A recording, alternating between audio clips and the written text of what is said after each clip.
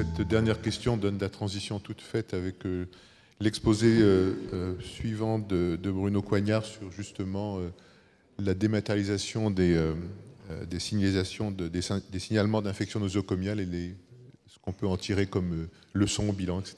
Donc je vous donne la parole. Merci, bonjour à tous. Le temps que ça charge, je vais pouvoir vous faire part de cette expérience. Et effectivement, merci pour la question. La transition était parfaite. Donc, si on peut avoir les diapositives. Je vais donc vous parler de l'expérience de ISIN, le signalement électronique des infections nosocomiales, un an après son implémentation. Et donc, le sous-titre de ce sujet, c'est la dématérialisation à l'épreuve du terrain. Très bien, donc très rapidement, pour ceux qui ne connaissent pas le signalement des infections nosocomiales, l'origine de ce système, c'est l'affaire de la clinique du sport en 1997 et la nécessité démontrée à l'époque d'un système d'alerte pour détecter des événements inhabituels infectieux dans les hôpitaux.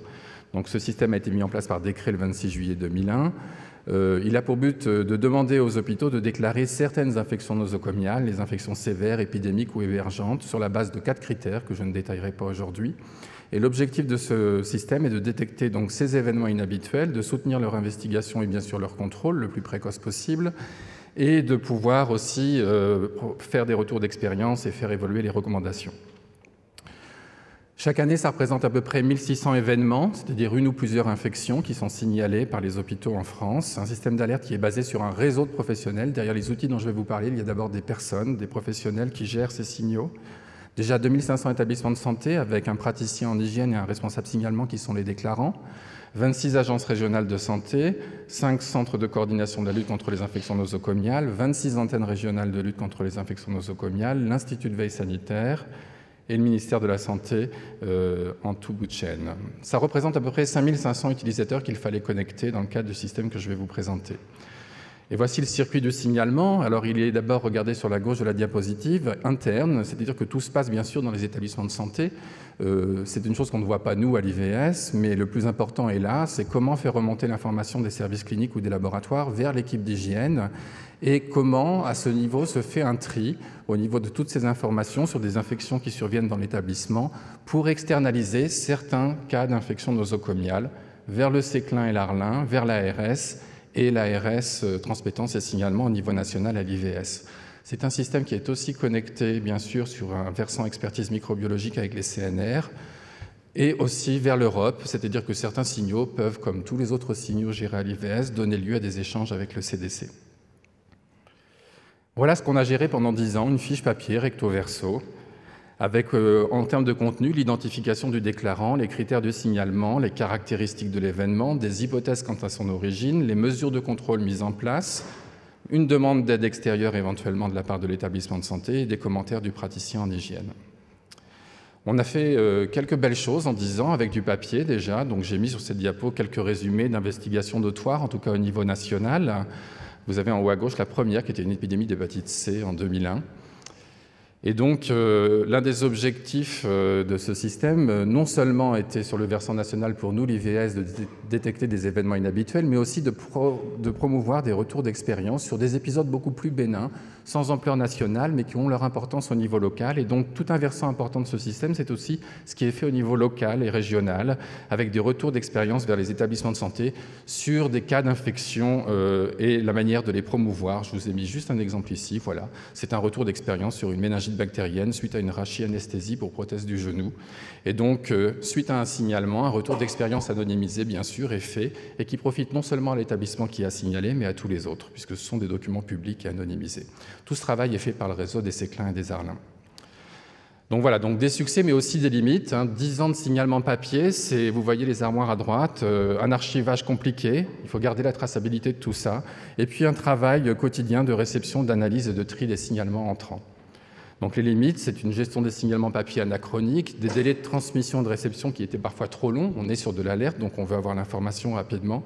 Un double circuit aussi, l'établissement envoie sa fiche de signalement à l'ARS et au Séclin, donc des pertes de signaux parfois dans certains circuits et des discordances dans les décomptes, une démultiplication des bases de données, une traçabilité imparfaite, et puis surtout beaucoup d'efforts faits pour gérer ce papier et moins de temps consacré à la rétro-information et au retour d'expérience.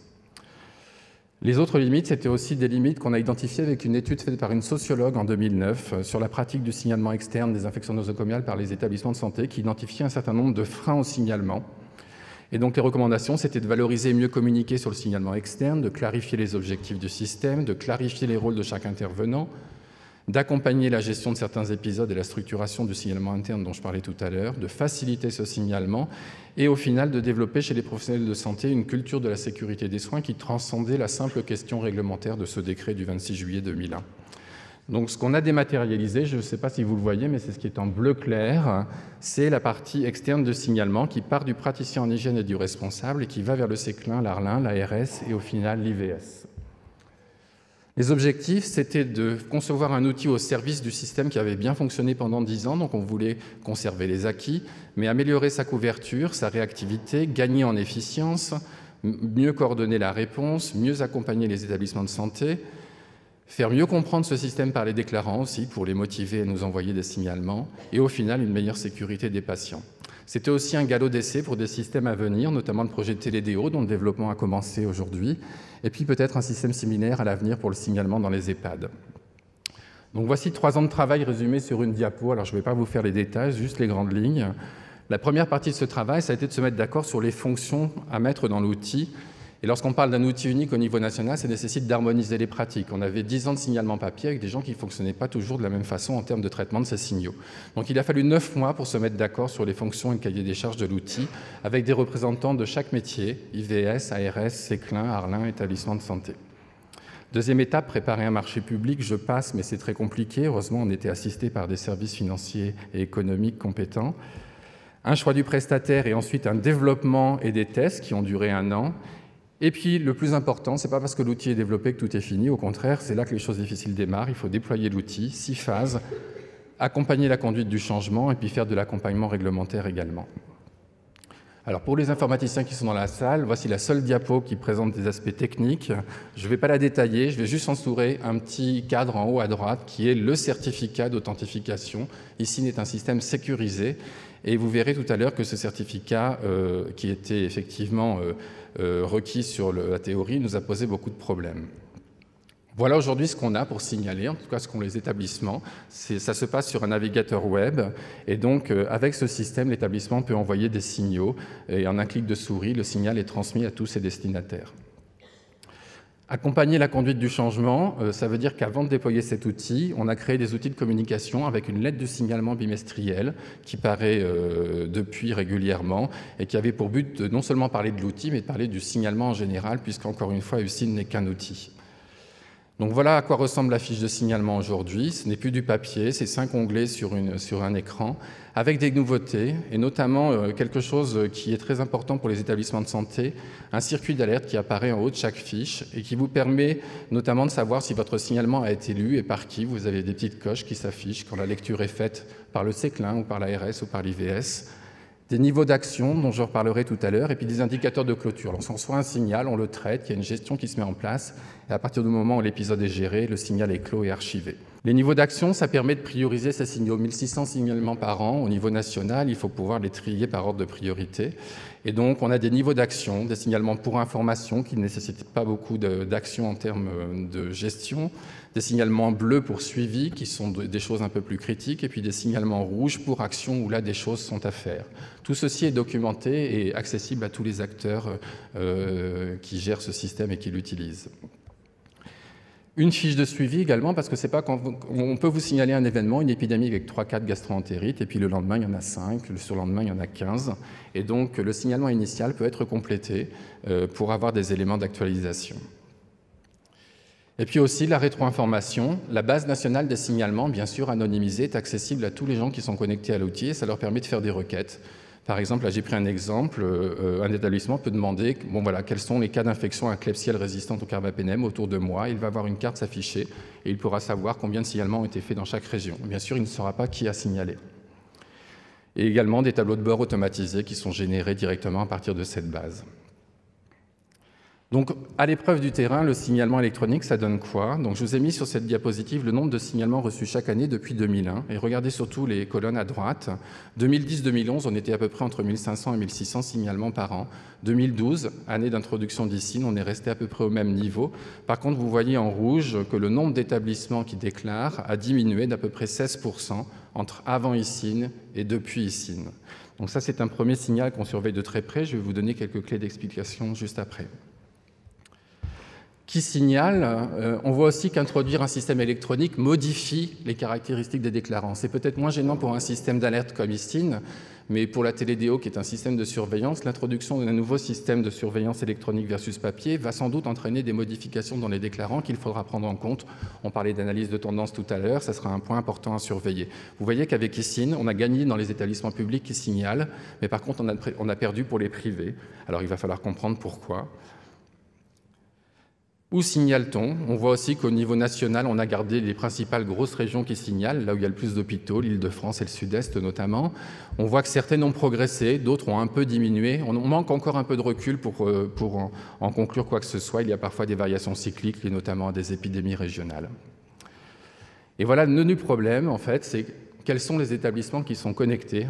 Donc, toutes les barres vertes sont les établissements qui sont en capacité de signaler avec l'outil ICIN aujourd'hui. Ça représente à peu près au niveau national un établissement sur deux. Les autres ont certains problèmes à se brancher. Alors, en rouge, c'est les gens qui ont des problèmes parce qu'ils ne sont pas inscrits à l'annuaire. Donc, c'est déjà la première étape. Il faut pouvoir s'inscrire à un annuaire pour avoir un login et un mot de passe. C'est une minorité, heureusement. Des problèmes de certificat en orange, c'est la majorité des problèmes qu'on a à gérer aujourd'hui. Les gens ont du mal à gérer le certificat de sécurité. Vous savez, c'est un petit fichier qu'on installe dans un navigateur. Si vous avez télédéclaré vos impôts il y a quelques années, vous deviez l'installer. Aujourd'hui, les impôts ont supprimé les certificats et on va essayer de faire la même chose avec ICIN. Et en bleu, ce sont des problèmes de connexion qui sont là plus techniques. Donc vous voyez qu'un système électronique, un établissement sur deux aujourd'hui est en capacité de l'utiliser. Donc il y a un effort à faire. Et ça se traduit en termes de support, puisque ce qu'on a gagné en efficience, on ne saisit plus les signalements à l'IVS, on l'a perdu en accompagnement des utilisateurs. 250 à 300 demandes de support par mois, ça représente 0,5 ETP pour le département des maladies infectieuses. Et vous voyez qu'en rouge, les questions principales, c'est la question des certificats et puis aussi la question des annuaires. Donc ce n'est pas parce qu'un outil est développé que tout est réglé du jour au lendemain, il faut pouvoir l'accompagner dans la durée. Par contre, des points positifs, l'outil, les gens se l'approprient. Et donc les nouvelles fonctions qu'on a introduites, notamment les niveaux d'action qui permettent de prioriser les degrés d'urgence de signalement, vous voyez, sont bien utilisés par chaque acteur, peut-être un peu moins par les ARS, mais globalement c'est très bien. Et vous voyez qu'il y a beaucoup de signalements qui sont pour information et donc qui ne nécessitent pas beaucoup de gestion. Et puis quelques signalements qui sont en niveau d'action rouge, et bien sûr au niveau d'établissement de santé, c'est là qu'ils sont les plus fréquents, puisque ce qui nécessite une action au niveau local n'en nécessite pas forcément. Pour l'IVS, vous voyez en haut, nous on a 1% des signalements qu'on classe en rouge. La clôture aussi, vous voyez qu'elle est globalement bien utilisée. En tout cas, vous voyez qu'au niveau établissement de santé, sur un an, presque 70% des signalements étaient clos. Des dossiers notoires, est-ce qu'on a gardé les acquis de 10 ans de signalement papier? Oui, on a réussi à continuer à pouvoir détecter des menaces et à suivre des infections émergentes. Je vous en ai mis quelques exemples ici, des cas groupés d'infections émergentes, une investigation nationale sur des cas groupés d'infections invasives à Geotrichum clavatum, etc., etc. Et on a généré 6 alertes au bulletin quotidien des alertes à destination de la DGS dans le cadre de ces dossiers d'infection nosocomiale. Donc en conclusion, le signalement ICIN à l'épreuve du terrain. Alors j'ai repris les objectifs qu'on s'était fixés au départ, un outil au service du système de signalement des infections nosocomiales. On a conservé les acquis, oui je pense, on a continué à accompagner au quotidien avec les CECLIN, les ARLIN, les ARS, les problèmes infectieux rencontrés par les établissements de santé. On a détecté des menaces au niveau régional ou au niveau national. La couverture par contre, on ne l'a pas améliorée. Donc là encore, c'est lié aux problèmes techniques de connexion des utilisateurs. En termes de réactivité, bien sûr, on a gagné. Un clic de souris et le signalement est disponible en lecture vers ses destinataires. On n'a pas gagné en efficience parce que là encore, je le disais tout à l'heure, ce qu'on a gagné en saisie de données, on l'a perdu en accompagnement et en support utilisateur. Donc c'est, je dirais, kiff-kiff. J'aurais pu mettre un petit visage bleu. Une meilleure coordination de la réponse, oui, parce que toutes les informations sur la fiche, notamment la fiche de suivi, sont partagées entre tous les acteurs, donc ça évite les doubles demandes auprès des déclarants. Un meilleur accompagnement des ES, des établissements de santé par des retours d'expérience. Là, c'est plus mitigé parce que, comme je vous le disais, on était très occupés en 2012 pour accompagner les utilisateurs dans la découverte de ce nouvel outil. Une finalité mieux comprise par les déclarants, je ne sais pas encore. On verra tout à l'heure comment on va pouvoir approcher cette notion. Et une meilleure sécurité des patients, il faut rester humble. On pense qu'on y contribue, effectivement. On accompagne des alertes. Est-ce qu'au final, la sécurité des patients est meilleure? Je dirais que je l'espère. Si c'était à refaire, oui, bien sûr, mais en tenant compte mieux de deux difficultés. La gestion des annuaires, qui est un énorme problème, que vous connaissez sans doute, et le niveau informatique des établissements de santé qu'on a eu tendance à surestimer. Et finalement, il faut beaucoup les accompagner. Et une question aussi, c'est la multiplication de ces outils. Je vous ai parlé d'ICIN maintenant, il y a Télédéo qui est en cours, il y a des plateformes de gestion des signaux dans les ARS. L'interopérabilité de ces systèmes est sans doute le sujet d'avenir. Et puis, finalement, le plus important, c'est l'avis des déclarants. Et donc, on est en train de lancer une enquête de satisfaction pour avoir leur avis sur ce nouvel outil. Voilà, je vous remercie et je remercie notamment les nombreuses personnes qui ont participé à ce projet.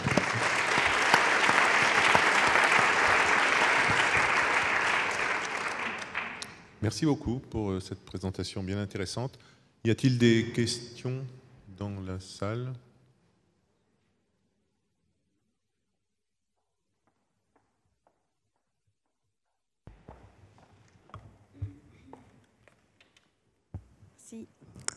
Bonjour, Anne Gallet de l'IVS. Merci Bruno pour ta très belle et complète présentation. Je voulais juste dire un mot sur ta dernière dia sur tes deux difficultés justement, et notamment la difficulté concernant les problèmes informatiques. Dans le fond, on voit qu'avec ces nouveaux outils, on est confronté un petit peu de manière générale sur tous les systèmes qui utilisent justement ces modalités-là, puisque dans Sursaut, on a un peu aussi le même problème dans le fond, c'est qu'on a encore des services qui ne participent pas, parce qu'ils ne sont pas équipés, parce qu'ils ont des problèmes de connexion, parce que voilà. Et donc, et là, on voit bien qu'on touche à des limites parce que ce sont des leviers sur lesquels nous, on n'a pas, dans le fond, très peu de moyens pour agir. Et donc, voilà, on interpelle nos tutelles et on essaye d'interpeller les services qui peuvent effectivement avoir les leviers, eux, pour agir. Mais c'est là un petit peu la limite, nous, de notre intervention sur ces outils-là. Et donc, c'est l'amélioration de ces outils, mais parallèlement, il faut que les services qui soient en possibilité donc, de développer ces outils technologiques dont on a besoin, suivent également, quoi. Et donc, est-ce que c'est pas aussi en amont, lorsqu'on développe de tels projets, est-ce que c'est pas aussi en amont mieux identifier ces problèmes-là, mieux identifier les partenaires qui peuvent potentiellement justement agir sur ces éléments-là pour faciliter le développement de ces outils? Alors, mieux les identifier, oui, et c'est pour ça que l'accompagnement à la conduite du changement, on l'avait démarré 3 mois avant le déploiement, mais effectivement, tout est très dépendant. Plus on a de déclarants à connecter, plus les situations vont être diverses sur le terrain. Et donc, vous le voyez, les établissements publics participent plus, c'est parce que sans doute les CH et les CHU ont des services d'informatique qui sont là plus pour accompagner leurs utilisateurs et les connecter lorsqu'ils ont des problèmes. Les petits établissements ou les établissements privés ont sans doute recours à des prestataires externes, n'ont pas de services informatiques internalisés, et donc ça va être beaucoup plus difficile pour eux de le faire. Et puis je dirais que aussi derrière, il y a sans doute, je vous ai parlé des freins en signalement qu'on avait approchés par une étude sociologique. Ici, on a rajouté un frein technique, mais j'ai quelques exemples. Je ne dirais pas que c'est une généralité, mais je pense que ce frein technique aussi peut être quelque part une excuse avancée pour masquer d'autres freins ou réticences au signalement qui perdurent et qui ne changeront pas, quel que soit l'outil, papier ou électronique. Donc c'est sans doute l'important, c'est avant tout de travailler effectivement, surtout pour les infections nosocomiales, sur la culture de sécurité des soins et sur la levée de ces freins au signalement. Mais effectivement, le niveau informatique des établissements de santé pose question et nécessiterait effectivement d'anticiper. Alors je ne sais pas si c'est la DGOS qu'il faut demander ça, ou en tout cas, mais il faut des moyens effectivement pour que ces outils qui vont se multiplier soient mieux supportés au niveau local, parce que l'IVS ne peut pas faire ce support à lui seul. Donc voilà, c'est sans doute un enjeu à mieux anticiper pour l'avenir. Une autre question ?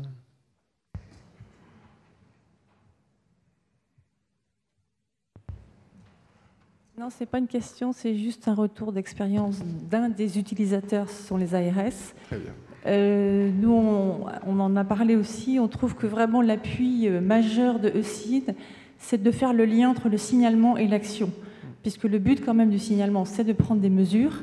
Et là, le fait qu'on puisse avoir ce suivi des mesures de gestion et de contrôle qui sont prises et en interne par l'établissement et les conseils techniques de l'Arlin-Séclin et ce que demande l'ARS, c'est vraiment très très opérant et très efficace. Donc dans l'idéal, tous les systèmes devraient inclure cette partie de suivi des actions mises en œuvre. Merci. On a juste le temps encore pour une question, s'il y en a une là, madame.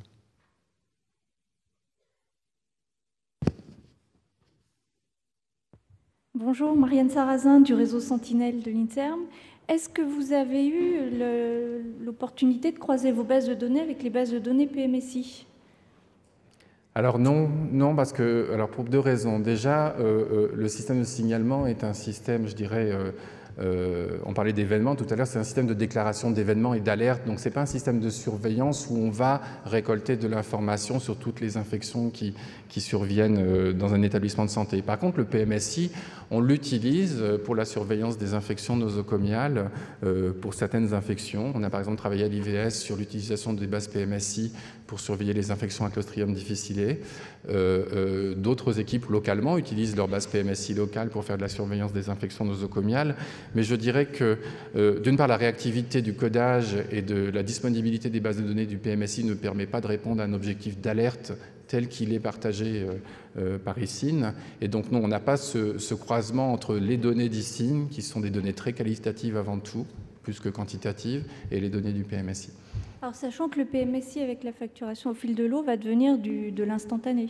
Donc, ça peut être intéressant de croiser les deux, compte tenu que la priorité pour les établissements, c'est quand même la T2A actuellement, et ça peut être un frein d'avoir à déclarer à la fois la T2A et intégrer un autre système pour défaire une autre déclaration. Sachant que les finalités des deux déclarations ne sont pas les mêmes, économiques ou sanitaires, peuvent se croiser. Mais effectivement, dans ce cas-là, on rentre dans des débats, mais ça serait un autre sujet, c'est effectivement le sens qu'on donne aux diagnostics principaux ou associés qui sont dans un dossier PMSI. Et donc, mais effectivement, si ça devient de l'information en temps réel, c'est une chose qui, je pense, nous intéressera, bien évidemment. Bon, merci beaucoup à tous les orateurs.